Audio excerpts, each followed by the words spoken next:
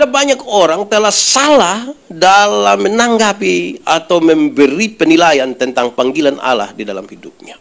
Ada satu dua orang yang secara istimewa mungkin mereka mendengar karena punya karunia untuk mendengar, melihat dan lain sebagainya. Mereka mendengar bagaimana Allah memanggil mereka. Ada yang dari pengalaman tertentu dalam hidup mereka dan kemudian mereka mengambil keputusan untuk melayani Tuhan dan menjadi orang-orang yang disebut saksi-saksi Tuhan. Lalu bagaimana dengan sekian banyak kita?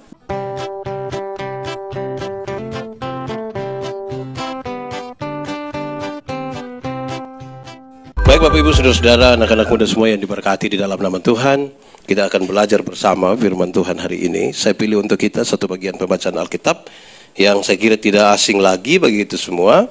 Saya pilih menurut Kitab Keluaran pasal 6 ayat 1 sampai ayat yang ke-12. Kitab Keluaran pasal 6 ayat 1 sampai ayat yang ke-12. Keluaran 6 ayat 1 sampai ayat yang ke-12, firman Tuhan berkata demikian, pengutusan Musa. Selanjutnya berfirmanlah Allah kepada Musa, akulah Tuhan, aku telah menampakkan diri kepada Abraham, Ishak dan Yakub sebagai Allah yang maha kuasa, tetapi dengan namaku Tuhan aku belum menyatakan diri. Bukan saja aku telah mengadakan perjanjianku dengan mereka untuk memberikan kepada mereka tanah Kanaan, tempat mereka tinggal sebagai orang asing, tetapi aku sudah mendengar juga orang-orang Israel yang telah diperbudak oleh orang Mesir, dan aku ingat kepada perjanjianku. Sebab itu katakanlah kepada orang Israel, akulah Tuhan, aku akan membebaskan kamu dari kerja paksa orang Mesir, melepaskan kamu dari perbudakan mereka, dan menebus kamu dengan tangan yang teracung dan dengan hukuman-hukuman yang berat. Aku akan mengangkat kamu menjadi umatku, dan aku akan menjadi Allahmu, supaya kamu mengetahui bahwa akulah Tuhan Allahmu yang membebaskan kamu dari kerja paksa orang Mesir. Dan aku akan membawa kamu ke negeri yang dengan sumpah telah kujanjikan, memberikannya kepada Abraham, Ishak dan Yakub. Dan aku akan memberikannya kepadamu untuk menjadi milikmu. Akulah Tuhan. Lalu Musa mengatakan demikian kepada orang Israel. Tetapi mereka tidak mendengarkan Musa karena mereka putus asa dan karena perbudakan yang berat itu. Kemudian Tuhan berfirman kepada Musa, pergilah menghadap, katakanlah kepada Firaun Raja Mesir bahwa ia harus membiarkan orang Israel pergi dari negerinya. Tetapi Musa berkata di hadapan Tuhan, orang Israel sendiri tidak mendengarkan aku. Bagaimanakah mungkin Firaun akan mendengarkan aku? Aku seorang yang tidak petah lidahnya. Demikianlah Tuhan telah berfirman kepada Musa dan Harun, serta mengutus mereka kepada orang Israel dan kepada Firaun Raja Mesir dengan membawa perintah supaya orang Israel dibawa keluar dari Mesir. Demikian firman Tuhan. Berbahagialah setiap orang yang mendengar firman, memelihara dan melakukan dalam hidup setiap hari. Shalom. Sekali lagi shalom buat kita semua. Saudara-saudara, biasanya dalam ibadah online seperti ini, banyak kali saya ingin mengatakan dua hal sebelum masuk pada pemberitaan firman.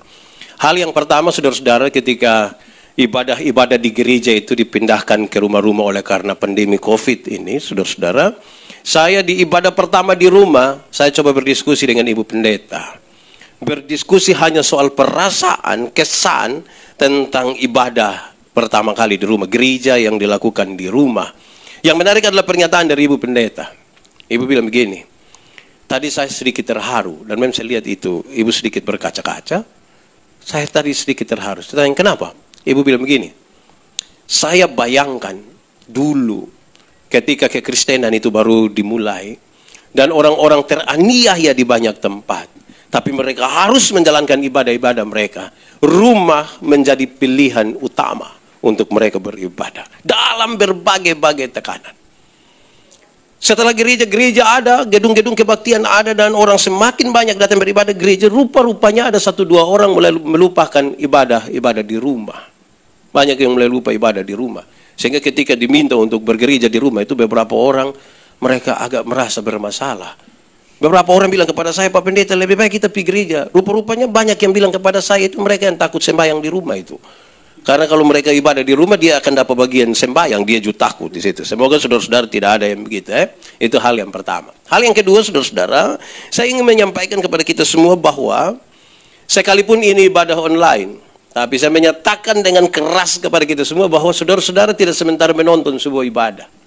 Saudara tidak sementara menonton sebuah ibadah. Saudara sementara mengikuti secara aktif sebuah ibadah. Saudara menjadi bagian dari ibadah ini. Banyak orang menonton ibadah.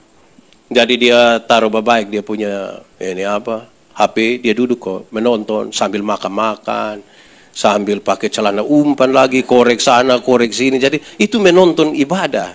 Kalau saudara hanya sekedar menonton ibadah, menjadi tidak penting buat semua. Hari ini kita sekalipun dalam ibadah online, tapi saudara menjadi bagian dari ibadah itu, bagian langsung. Saya bayangkan bahwa sebagai pendeta yang berkhotbah, saya tidak melihat saudara-saudara, tapi kita percaya lagu-lagu dari anak-anak sekolah minggu dulu. Hati-hati gunakan tanganmu, karena Bapa di sorga melihat ke bawah. Ini hari ada bikin apa di rumah, Tuhan tahu. Jadi kalau ikut ibadah yang baik-baik, yang betul-betul. Tetap jaga jarak, ya baik. Ya, mari saudara-saudara, hari ini memang sengaja ketika saya tanya, kira-kira saya khotbah apa? Mereka bilang, Pak Pendeta bebas saja, temanya bebas saja. Teringatlah saya satu tema yang saya kira penting dan harus diingatkan terus-menerus kepada kita semua. Saya ingin bicara tentang panggilan. Dalam teks ini saya memang rindu untuk kita merenungkan dengan baik tentang panggilan sambil kita berefleksi apakah memang kita ada pada panggilan Allah atau kita sekedar ada pada aktivitas rohani tiap-tiap waktu. Itu menjadi penting. Kenapa saudara-saudara? Ada banyak orang telah salah dalam menanggapi atau memberi penilaian tentang panggilan Allah di dalam hidupnya. Ada satu dua orang yang secara istimewa mungkin mereka mendengar karena punya karunia untuk mendengar, melihat dan lain sebagainya. Mereka mendengar bagaimana Allah memanggil mereka. Ada yang dari pengalaman tertentu dalam hidup mereka dan kemudian mereka mengambil keputusan untuk melayani Tuhan dan menjadi orang-orang yang disebut saksi-saksi Tuhan. Lalu bagaimana dengan sekian banyak kita? Banyak orang yang dia tidak pernah mendengar langsung suara Tuhan, dia tidak pernah bermimpi atau melihat. Bagaimana mereka kemudian merasakan bahwa ini sebuah panggilan dalam hidup mereka? Apakah karena mereka punya aktivitas rohani yang padat? Saya kira tidak itu juga. Pembacaan hari ini tentang pengutusan Musa mau menolong kita semua belajar dari mereka bagaimana orang-orang bisa merasakan atau paling tidak memberikan penilaian bahwa ternyata ini memang saya ada pada jalan di mana Tuhan memanggil saya. Itu harus menjadi refleksi kita. Saya catat beberapa hal saudara-saudara untuk coba kita renungkan dan kita refleksi bersama-sama. Pertama saudara-saudara, bahwa orang yang dipanggil oleh Tuhan untuk masuk dalam panggilan Allah itu, mereka dipanggil ke dalam misi Allah yang besar. Ini jadi catatan kita dulu. Dipanggil untuk masuk dalam misi, dalam rencana Allah yang besar. Bagi siapa? Bagi umat manusia secara luas. Dulu ketika manusia diciptakan, setelah segala sesuatu diciptakan, manusia diciptakan, kemudian manusia jatuh dalam dosa. Waktu manusia jatuh dalam dosa, apakah Tuhan membiarkan manusia itu sendiri? Biar dia susah di dalam dosa? Tidak. Tuhan berencana untuk menyelamatkan dunia dan isinya. Dia punya rencana besar. Dipanggilnya lah satu orang, dia pun nama Abraham. Dari satu orang itu menjadi satu bangsa, namanya Israel. Dari satu bangsa itu, akhirnya seluruh dunia termasuk saya dan saudara dipanggil untuk sebuah misi Allah yang besar itu. Jadi, orang hari ini harus berani untuk merenungkan kembali, apakah dia ada pada misi Allah itu tidak? Rencana Allah itu atau tidak? Bagaimana membedakannya saudara-saudara? Misi Allah itu berkaitan dengan orang banyak, sesuatu yang umum, sesuatu yang besar, tidak untuk dirinya sendiri. Jadi kalau segala sesuatu itu masih berpusat pada dirimu, pada diri saya, kita sementara tidak ada pada misi Allah. Saudara bukan dipanggil itu. Tidak. Kita dipanggil untuk diri kita, itu bukan panggilan Allah. Kenapa? Sekali lagi saya ingin menegaskan kepada kita, kepada saya dan Bapak Ibu semua, adik-adik semua yang ada di rumah, baik yang ada di sini, bahwa panggilan Allah itu mencakup ini umat manusia yang sangat luas ini. Mencakup ini isi dunia yang besar ini. Tidak berpusat pada diri kita sendiri. Saya ingin bilang pada saudara, hari ini saudara harus renungkan baik-baik. Apakah memang saya dan saudara ada pada jalan di mana misi Allah yang besar ini yang sementara kita jalani? Atau kita sementara bermisi bagi diri kita sendiri, bagi kelompok kita sendiri. Kita tidak ada dalam panggilan Allah itu. Saudara-saudara, Tapi kadang-kadang saudara, pertama ketika kita masih semangat-semangat itu, bisa saja misi Allah yang sementara kita jalankan itu waktu masih semangat-semangat. Dalam perjalanannya saudara-saudara, bisa saja misi kita yang di depan daripada misi Allah. Saya membayangkan saudara-saudara, kami yang ada di tempat rekaman begini ini, di tempat ibadah online ini, kan kami datang satu orang pakai pakaian baik-baik, tadi sempat mandi begitu kami bisa pakai baju baru yang kemarin beli. Tapi saudara yang di rumah ada pakai baju baru. Itu juga pertanyaan. Kenapa? Karena memang ada banyak orang yang melayani itu sekedar datang melayani untuk tampil, show, kasih tunjuk di baju baru yang kemarin dia beli, sepatu baru, segala macam yang baru-baru ditunjukkan di situ. Itu siapa pemisi?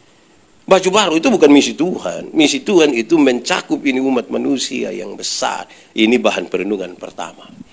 Perenungan yang kedua, saudara-saudara, panggilan Tuhan Allah untuk kita itu, saudara-saudara, selalu selaras berjalan bersama-sama dengan bakat, talenta, dan karunia-karunia yang ada pada kita. Tuhan itu tidak akan membiarkan kita sendiri. Tidak akan. Kalau kita belajar dari yang pertama, kenapa Tuhan panggil Musa? Karena untuk kepentingan bangsa Israel yang besar itu. Bahkan nanti darinya untuk seluruh umat manusia. Tapi di bagian yang kedua, panggilan Tuhan Allah itu selaras dengan bakat, talenta, kemampuan-kemampuan kita. Mari kita lihat Musa sejenak. Musa bilang, saya orang yang tidak pandai bicara sebenarnya. Tapi apakah memang kita tidak pandai bicara? Belum tentu. Itu kita merasa tidak pandai bicara. Merasa, bukan betul-betul tidak pandai bicara. Tapi memang sebaiknya banyak orang harus mulai dengan merasa bahwa dia tidak bisa buat apa-apa. Biar Tuhan yang memampukan dia. Ada bakat sesungguhnya, ada talenta, ada karunia-karunia. Saya suka membedakan saudara-saudara, karunia-karunia itu dalam dua bagian. Pertama, karunia-karunia motivasi. Karunia motivasi itu seperti mengajar, menyanyi, berkhotbah, begitu pastoral, itu motivasi.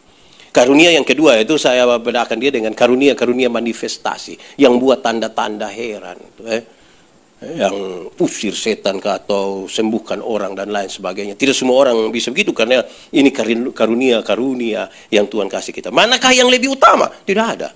Dua-dua itu sama. Dua-dua itu sama.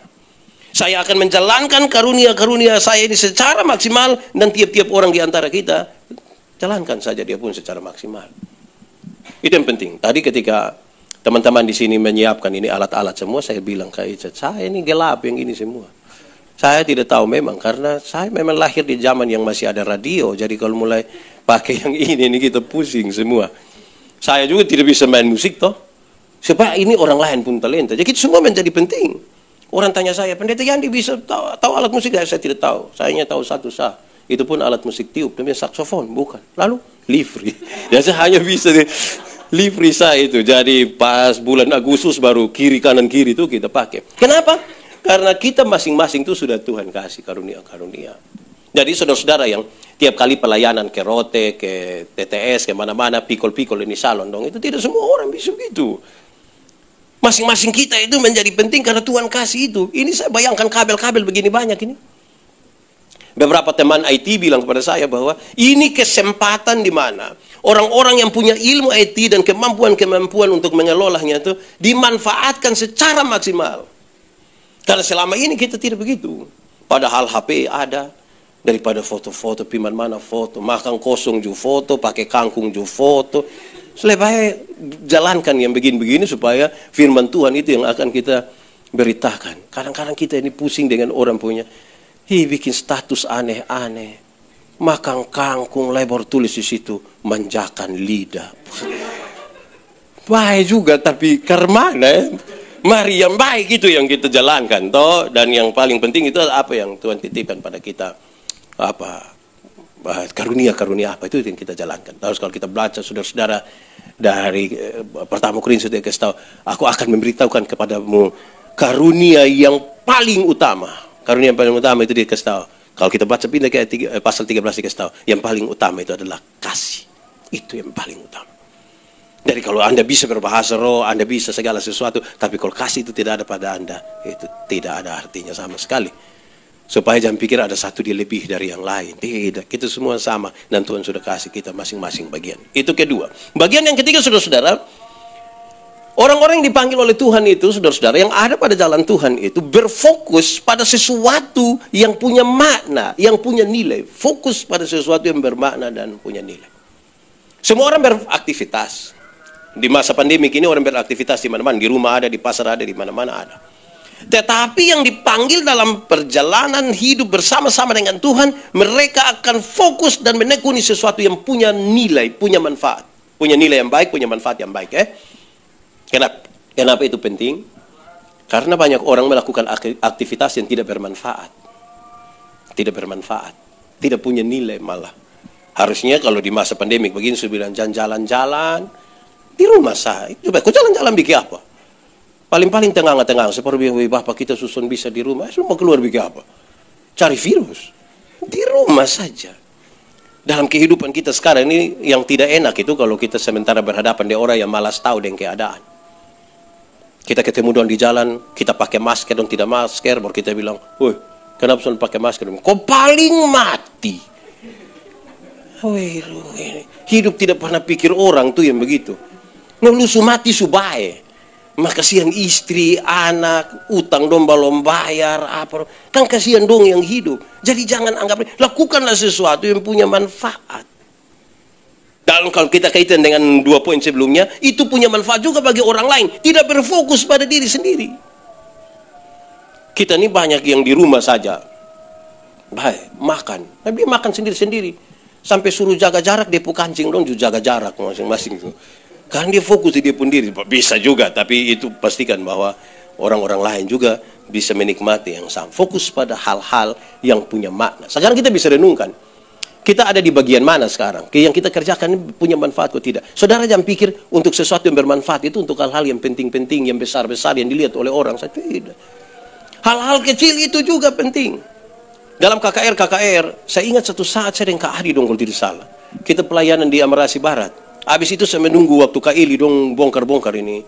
Apa ini, panggung ini. Aduh Tuhan ampun. Mereka bongkar habis itu panggung kecil itu. Mereka baru selesai bongkar kira-kira jam 2 atau setengah 3 pagi. Saya bayangkan saya tiap hari naik di atas pakai jas, pakai sepatu, lompat-lompat. Saya lupa mereka yang siap. Bayangkan kalau dong suruh Pak Pendeta datang tolong pakai sendal. Sedulu kok kita susun ini panggung dong. Situ Bapak buka baju koslek kok kita. Wih itu saya mati. Jadi memang masing-masing orang itu, mari kok kita dengan karunia-karunia, talenta-talenta yang ada pada kita fokus pada hal-hal yang bermanfaat. Jangan bilang saudara tidak punya manfaat, saudara pasti berarti. Kalau Tuhan izinkan kita hidup sampai saat ini, maka Tuhan pasti punya maksud bagi saya dan saudara. Amin. Itu maksud, itu yang kita lagi mau ukur, kita ada di jalan maksud itu, kok tidak. Kalau kita tidak sampai ada di jalan itu, kita tidak akan memahami maksud Tuhan buat kita. Saya pernah bilang ada satu pendeta, dia mau pergi pelayanan, dia naik motor, dia terburu-buru, tapi sayang, jalan-jalan begini dia pemban motor pecah. Aduh, ini orang tunggu baru ban pecah ke mana. Di dekat-dekat situ ada tambal ban. Dia, aduh puji Tuhan ada orang tambal ban di sini. Adi, tolong tambal ini ban doh. Cepat jalan, berarti orang ada tunggu saya pelayan. Cepat tuh. Dia nana juga kerja cepat. Kurang dari 10 menit mungkin dia kerja habis. Bapak, sudah. Bapak bayar, jalan. Baru 10 meter kok ini ban pecah ulang. Oke, ban pecah ulang, Pak Pendeta marah. Pak Pendeta balik marah dia. Lu kira beta pun kerja ini main-main? Orang ada tunggu ini, baru lu kerja model begini. Orang ada tunggu di sana, kerja baik sedikit. Ini anak jawab santai sama Pak Pendeta, dia bilang, iya, Bapak pun kerja saya yang penting. Beta pun nisan penting. Beta pun nisan penting, kok Bapak suruh beta cepat-cepat, ini Bapak pemban pecah terus. Karena itu Bapak duduk diam-diam di situ, kok bekerja baik-baik yang beta punya, supaya Bapak pun juga bisa jalan. Semua orang penting, Jangan sampai yang berkhotbah dia kira dia lebih penting dari yang lain-lain. Saya kira itu bahaya sekali itu. Kemarin dengan koster dorang kita menyiapkan untuk gereja dan sekaligus perjamuan beberapa kali. Aduh, saya bayangkan kalau saya yang koster ini kerja untuk beberapa kali kebaktian. Habis satu kebaktian mereka harus segera bersihkan lagi untuk kebaktian berikut. Apalagi di masa pandemi ini harus segera semprot-semprot itu disinfektan dan lain sebagainya. Itu bukan pekerjaan gampang. Tapi saudara tahu ada orang yang dengan ringan-ringan habis bakal, koster, akhirnya koster itu kita harus cari orang yang betul-betul dia rendah secara sosial, semua supaya siapapun bisa bakalai dia. Itu memang terlalu begitu. Semua berarti. Keempat, saudara-saudara, orang-orang yang dipanggil di dalam Tuhan itu untuk maksud Tuhan yang besar itu, saudara jangan salah kira. Mereka dipanggil untuk masuk dalam pelayanan dalam beragam cara. Dalam beragam cara. Bukan dengan satu cara, beragam cara, beragam latar belakang, beragam kesibukan mereka, yang dalam keragaman itu mereka menyatakan hal-hal yang sama tentang kebesaran Allah. Itu yang penting. Kenapa, saudara-saudara? Beberapa orang telah salah berpikir. Mereka kira kalau ada dalam panggilan Tuhan itu berarti kita semua harus berkhotbah, semua harus pimpin pujian, semua berhenti pekerjaan, semua hanya untuk jalan pelayanan. Tidak. Kalau kita lihat dari kisah Alkitab itu, saudara-saudara, bukan saja nabi-nabi, ada orang-orang lain yang Tuhan pakai. Kalau kita lihat siapa Musa ini, kalau kita mulai baca dari pasal sebelumnya, dia kerja hanya gembala kambing domba. Tuhan pakai Rut, TKW. Tuhan pakai siapa? Esther.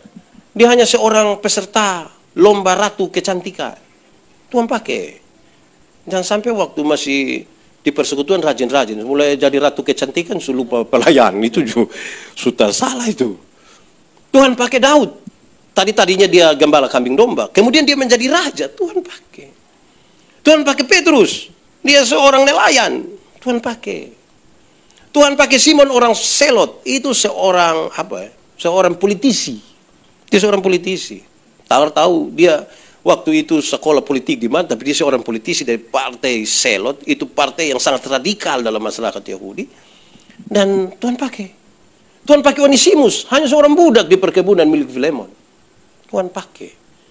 Nah, sekarang dalam pekerjaan-pekerjaan kita ini Tuhan pakai kita. Jangan pikir kalau Tuhan pakai itu, Tuhan hanya pakai kita hanya semata-mata jadi pendeta, penatua, diaken, ketua persekutuan doa pemuda. Tidak. Akhirnya beberapa orang dengan ringan sekali waktu kita panggil, pelayanan kok, Bapak jadi majelis kok di BOE. Nanti dulu ini kita masih sibuk ini. Di Fatu-Fetu ada yang begitu. Tapi itu yang paham apa dong, itu yang masih sibuk-sibuk. Jangan. Tuhan bisa pakai kita dalam kita pun pekerjaan masing-masing. Karena itu jangan pikir. Saya lihat beberapa orang itu kasihan. Tua-tua semua mati dulu baru datang pas ada pemilihan majelis. Dia bilang, Bapak, kalau bisa biar saya diaken. Ini diaken, lama-lama jemaat yang urus dia, bukan dia yang urus jemaat ini. Jadi Tuhan bisa pakai kita ya. Nah, mari kita renungkan. Masing-masing kita dalam pekerjaan kita tiap-tiap hari ya. Ada yang tukang ojek, ada yang Grab, ada yang di PT Semen ada yang di mana-mana, di salon kok, di apa. Tuhan pakai gitu semua. Karena itu jangan kecilkan kita sendiri dan jangan salah berpikir seolah-olah kita terlalu di luar garis itu. Tidak. Tuhan ingin melibatkan kita semua. Yang paling penting sekarang adalah bagaimana kita menyatakan bersama kebesaran Tuhan di dalam hidup kita. Itu yang paling penting. Di setiap waktu kita bekerja. Saudara bayangkan, itu kritik serius bagi kita semua. NTT, kalau omong NTT itu kan, ini orang Kristen semua. Dari RT sampai gubernur itu orang Kristen semua. Tapi sayang, NTT ini dari segi korupsi nomor 4 di Indonesia. Logikanya, berarti orang-orang yang tiap-tiap hari disebut Kristen, pengikut Kristus, belum mampu untuk membawa nilai-nilai Kristiani itu dalam kehidupan tiap-tiap hari. 80% kasus-kasus yang ditangani oleh Polda NTT itu adalah kekerasan dalam rumah tangga. Ya, suami pukul istri, segala macam. Wah, padahal orang Kristen semua. Di rumah ada yang biasa suami bakal istri kok. Baju. Sendiri di rumah aja masing-masing bakul lihat di situ. Itu keempat. Mari kita ukur itu ya, apa kita masih ada di jalan itu atau tidak. Kelima, saudara-saudara, saya mencatat bagi kita bahwa panggilan di jalan Tuhan Allah itu sekaligus sebuah panggilan yang mengarahkan kita pada sebuah keputusan. Panggilan yang mengarahkan kita kepada sebuah keputusan. Kenapa hal ini kemudian menjadi catatan bagi kita? Kalau saudara membaca kisah mulai dari pasal 5, ketika Musa dipanggil, pasal 3 malah. Musa diutus oleh Tuhan dari pasal 3, saudara-saudara, kalau saudara baca. Saudara akan menemukan bahwa Tuhan Allah sudah tahu nanti Firaun akan dibuat hati yang keras. Orang-orang Israel bahkan dalam kisah ini tidak mendengar mereka. Ini saudara-saudara sebuah tantangan bagi Musa dan Harun yang diutus. Ini tantangan. Sekarang mereka harus ambil keputusan, jalan terus atau berhenti. Saya mau tanya saudara, apa saudara pernah kecewa dengan sebuah pelayanan? Terus dalam kekecewaan itu saudara bilang, persetan kodompi. Itu satu dia yang paling bagaya, biar kok dia berdiri. Main drum dia, keyboard dia, khotbah dia, atur panggung biar dia bawa semua sudah. Saudara pernah kecewa dari itu? Tidak bisa begitu saudara-saudara. Persetan itu saya omong di mana-mana. Persetan itu terdiri dari dua suku kata, par dan setan. Par itu artinya kawan dekat, par itu saya par. Dan setan yang artinya setan. Berarti kalau persetan itu berarti bakawan dia setan. Nah, siapa yang tiap-tiap hari hanya persetan. Jangan begitu. Ini sebuah keputusan. Saudara-saudara, saya melayani di banyak tempat dan saya menemukan banyak sekali kalau kita omong tentang para pelayan, misalnya majelis, misalnya begitu. Ada 1-2 orang yang bakalai di rumah atau di lingkungan dengan tetangga sebelah yang kebetulan sama-sama majelis. Dan 2 yang bakalai soal tanah sepotong, dan 2 yang sama-sama pergi gereja. Padahal bakalai soal tanah dengan kios sepotong di situ, terus dia bilang, kenapa? Dia tipu muka. Hai, betapa ringannya itu panggilan kok. Sampai bosan bakalai soal lain, pelayanan yang dikorbankan. Tidak bisa begitu. Yang anak-anak muda nunjuk satu. Naksir-naksir satu nona di persekutuan, orang lain yang dapat. Dia nyaman deh, orang lain kita yang kecewa. Itu kasihan. Akhirnya berhenti pelayanan. Puringan lagi kita panggilan.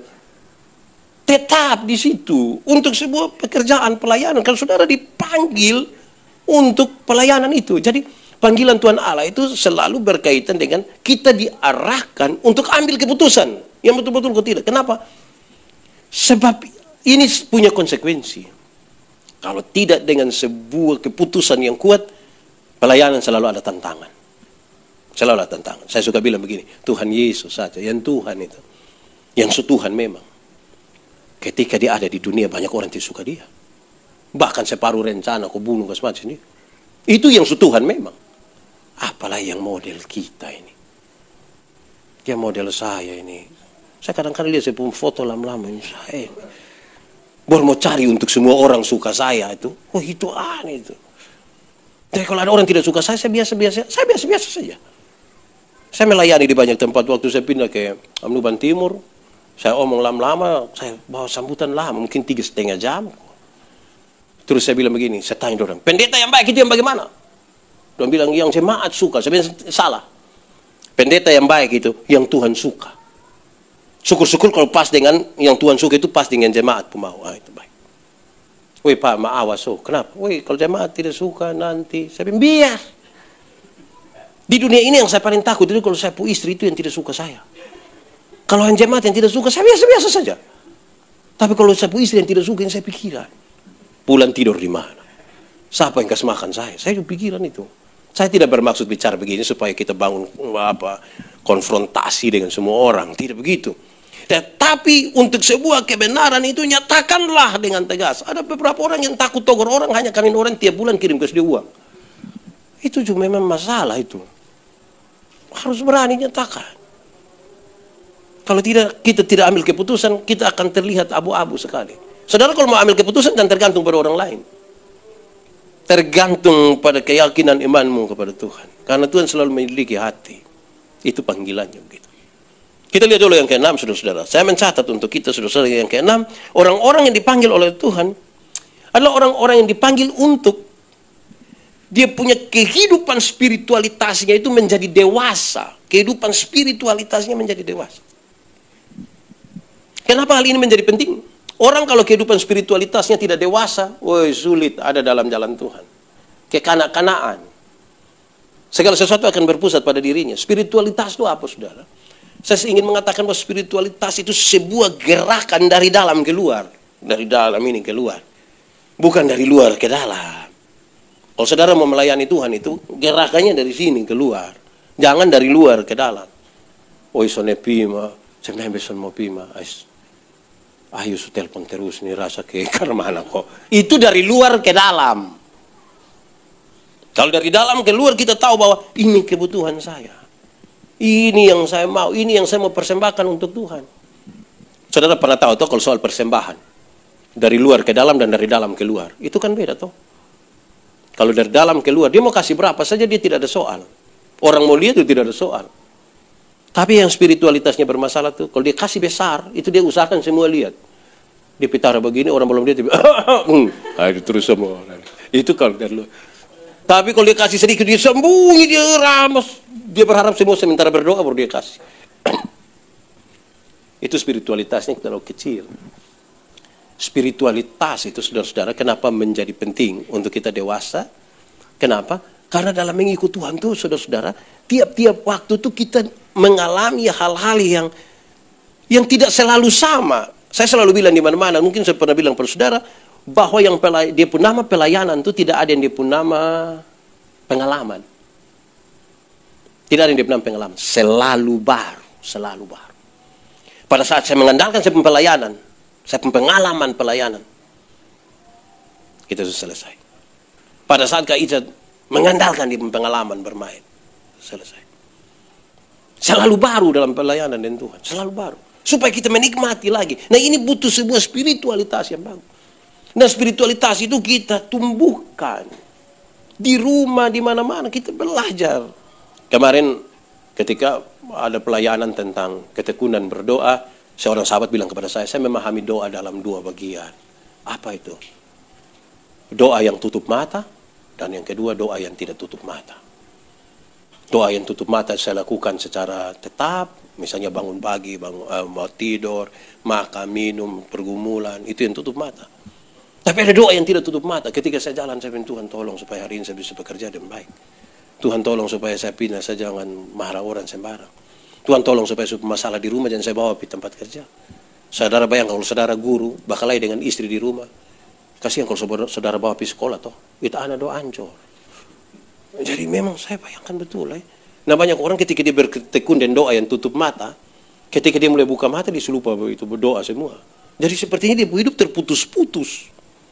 Nah 6 hal ini menolong kita untuk bisa merenungkan. Saya ini ada di dalam panggilan Tuhan kok tidak. Jangan sampai kita ada pada panggilan kita. Pada apa yang kita kejar tiap-tiap hari. Ingat saudara-saudara saya tekankan kembali. Di masa-masa awal mungkin ketika kita masih semangat, Tuhan pun kepentingan yang kita taruh di depan. Tapi dalam perjalanannya justru kita pun kepentingan yang kita taruh di depan. Itu masalah, saudara-saudara. Saya bayangkan kalau Musa ini dia mau taruh dia pun kepentingan. Dia tidak usah pi memang. Kan dia akan mengalami sejumlah hal. Saudara lihat ending dari semua itu. Musa sampai lihat tanah Kanaan. Semua tahu di penjawaban tuh. Tidak. Kerja capek-capek. Yang kita rasa kita sangat berjasa. Oh, Tuhan lu lihat saya di situ lu tidak masuk. Mau marah Tuhan. Dia pun keputusan. 6 hal ini saudara-saudara. Misi Allah itu harus paling utama. Talenta, karunia, semua yang Tuhan kasih kita tuh. Lihat kau pakai.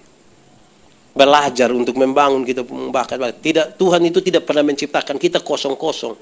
Cipta kita ke ruang kosong satu lupisu. Tidak. Ini ada isi apa kok di sini, isi di sini. Untuk pergi. Jadi jangan ada yang diam-diam. Butuh untuk terus berlatih. Berlatih itu membangun ketekunan. Karena tanpa ketekunan itu tidak baik. Saya bayangkan saudara-saudara, teman-teman yang WL misalnya, saya kira tidak langsung jadi Juto. Ini hari kesempatan dia yang pertama. Tadi malam dia sudah tidur. Itu dia di muka ini kaca sakor main begini. Baru dia minta kawan-kawan komen do betapung. Itu toh susah. Pertama toh. Nanti kalau su lancar, su hebat baru dia lupa berdoa. Dia langsung piko gas. Itu juga salah. Jadi mari kok kita selalu. Kenapa Tuhan minta supaya kita latih terus? Supaya kita tuh membangun bukan saja kebiasaan. Kalau kita hanya hidup dalam kebiasaan itu tidak baik. Tapi membangun ketekunan bahwa kita butuh Tuhan dalam seluruh pelayan kita. Apalagi bagi banyak orang yang kerja profesional lain. Kalau dia supandeta memang dia mau urus apa? Tiap hari dia berdoa sudah. Kalau dia urus lain itu yang keju pusing. Dia berdoa. Tapi yang misalnya kerja di berbagai instansi pemerintah, swasta, dan lain sebagainya, kan dia butuh untuk Tuhan kasih kesempatan hari ini untuk saya bisa lakukan sesuatu untuk kemuliaan Tuhan. Paling tidak jujur, tepat waktu, segala macam. Supaya Tuhan atur. Saya baca satu orang status, saya diberkati dari status. Walaupun status dia maksud sindir orang, tapi saya tidak tersindir. Dia tulis begini, ini kita di Indonesia ini, kita pun mau adalah segala sesuatu pemerintah yang bayar, gratis. Tapi kalau suruh ikut pemerintah pun mau, potong pun susah. Saya bayangkan, saya diberkati karena apa? Saya membayangkan begini, kita pun mau Tuhan tuh jawab seluruh kita pun kebutuhan. Yang kita minta apa, kita mau Tuhan jawab. Tapi hidup ikut Tuhan pun mau tuh macam kayak kita pun susah. Nah itu juga masalah buat kita. Berikut saudara-saudara, fokuslah pada sesuatu yang bermakna. Mari kalau kita lihat ya, kita pun hidup nih, bermakna atau tidak. Ada yang tiap hari dia kerja berpukul de orang, itu kurang bermakna. Lebih dia pergi ikut tinju kok. MMA kok apa itu, babanting mati, di situ pula dia ambil keputusan beson ikut lah. Tapi minimal dia tahu, dia lakukan sesuatu yang punya makna toh. Itu bagi orang lain itu baik itu. Jangan sampai kita nih justru kita pun hidup tidak bermakna, jadi beban saja. Dari saya bilang yang menyanyi, oh Tuhan, pakailah hidupku selagi aku masih kuat. Akan ada waktu di mana kita tidak berdaya, mungkin karena su tua, su celaka, sakit berat. Tapi waktu diperiksa, oh ternyata dia su berarti, pernah berarti toh. Jangan sampai dari berdaya sampai tidak berdaya, tidak pernah berarti apa-apa. Hanya jadi beban. Setiap kali dia muncul, beban sudah datang. Itu juga. Saya rasa itu loh baik gitu Nah, Tuhan panggil kita dalam berbagai-bagai ragam cara. Jadi beragam cara itu ada dua. Pertama, bentuk panggilannya beda. Tapi yang kedua, kita dalam latar belakang kita yang berbeda-beda. Dalam latar belakang kita yang berbeda-beda. Supaya saudara tidak usah paksa diri sama dengan orang lain. Tidak usah paksa diri. Banyak kesalahan kita terbesar ini adalah paksa diri sama dengan orang lain. Kalau saya ini kan biasa bawa omong, tambah-tambah sedikit. Orang dengar mungkin dilihat saya pemuka dulu lucu. Itu standar begitu. Ketika orang lain yang tidak dikaruniakan untuk begitu, dia mau bikin lucu-lucu, jadi lucu, jadi karmana kok. Jadi tidak baik. Jadi biasa dia tetap ikut yang dia. Kita pun latar belakang sendiri-sendiri. Pengalaman pelayanan kita, panggilan kita beda-beda. Jangan paksakan sama dengan orang lain. Biarlah kita dengan kita punya pengalaman masing-masing. Supaya waktu kita sharing, kita diberkati dengan pengalaman-pengalaman yang berbeda itu. Dan yang terakhir, saudara-saudara, kita dipanggil dalam sebuah arah di mana kita harus ambil keputusan. Saudara tidak boleh mendua hati. Orang yang mendua hati tidak akan pernah tenang dalam hidupnya. Harus ambil keputusan. Orang tua dulu bilang, kalau buru rusa 2 ekor sekaligus, dua-dua tidak dapat. Lebih ambil keputusan, mau buru yang mana? Jangan buru semua. Buru semua ya, tidak apa-apa. Dapat dicapai. Nah, dalam kaitan dengan itu semua, maka kita punya spiritualitas ini dibangun. Bayangkan kalau kita melayani tiap-tiap hari dengan spirit yang kecil sekali. Kita tidak akan mampu ada di tengah-tengah tantangan. Pelayanan itu identik dengan sebuah tantangan karena ada upaya yang kuat betul-betul untuk melawan diri kita dan melawan sesuatu yang dari luar. Itu butuh spiritualitas penting. Kemarin ketika diskusi tentang puasa dan tanya saya, Pak Pendeta, coba bicara satu kalimat tentang puasa itu apa? Saya bilang ringan saja.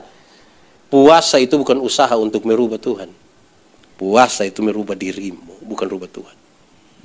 Jangan sampai kita puasa untuk merubah Tuhan pun mau kepada kita. Anda boleh meminta apa sebagai Tuhan, tapi puasa itu maksud kita rubah kita pun diri. Supaya kita jangan talal-talal. Untuk bisa menerima apa yang Tuhan mau kerjakan bagi kita tuh dibutuhkan spirit yang kuat. Karena kadang-kadang kita rencana ini Tuhan kasih yang lain. Pernah alami begitu gitu. Sudah doakan ini bertahun-tahun ternyata bukan itu. Yang lain. Sampai kita kebingungan ini sebenarnya kita arah kemana. Gumuli yang ini terus-menerus ternyata bukan itu yang Tuhan kasih. Ada yang kita tidak gumuli secara serius, justru itu yang Tuhan kasih. Itu butuh hati yang kuat, spiritualitas yang kuat. Supaya kesaksian saya dan saudara itu penuh. Kadang-kadang kan kita hanya bersaksi lebih banyak tentang apa yang kita mau dan Tuhan kasih ikut kita pun mau. Sedikit orang yang bersaksi tentang saya mau lain tapi Tuhan kasih lain. Saya mau yang baik tapi Tuhan kasih yang menurut saya memang tidak baik. Itu sedikit orang bersaksi. Nah, mari kita lihat segala sesuatu itu dalam terang firman Tuhan ini, supaya kita menilai lagi, kita masih ada di jalan Tuhan, kok tidak? Karena kita semua dipanggil untuk itu. Dipanggil untuk sebuah misi Allah yang besar. Dimulai dari apa? Cinta kasih. Tuhan tidak mau melihat manusia itu binasa. Siapa? Saya. Bukan saya saja. Seluruh umat manusia, dan kita dipanggil untuk misi itu. Tuhan memberkati kita.